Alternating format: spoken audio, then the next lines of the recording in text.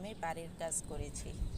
যখনই আমি ভিডিও বানাই, যে দেখে সেই বলে, ভাইরাল হইছো, ফেসবুক থেকে টাকা পাও, বাড়ি করতেছো, গাড়ি কিনবা, এইসব প্রশ্নের উত্তর দিতে দিতে আমি অস্থির হয়ে যাই।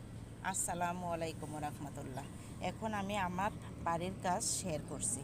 এটা হলো আমার ছাদের উপর একটা কল আছে, যা আমার খামারের এই মুরগির খাবারের পাত্র, পানির পাত্রগুলি ধুয়ে আমি মুরগিকে পানিতেই এবং খাবার দিই।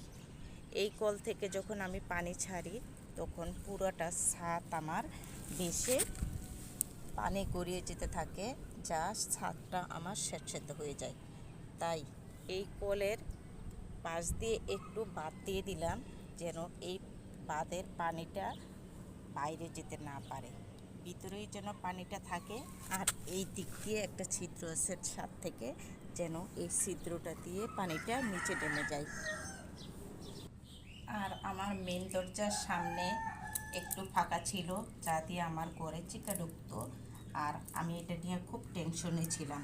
কোনো উপায় না পেয়ে এখন আমি দরজার সামনে একটা বিট করে নিয়েছি, যাতে করে ঘরের ভিতরে চিকা ঢুকতে না পারে, যে দরজার সাথে লেগে আছে। আর এই ব্যাপারটা হলো যে, আরে ভাই, সবাই যে আমাকে প্রশ্ন করে ফেসবুকের টাকা দিয়ে বাড়ি করছি কিনা। আমি 6 মাস ধরে কাজ করতে শুরু করেছি, এখনও মনিটাইজেশনই পাই নাই।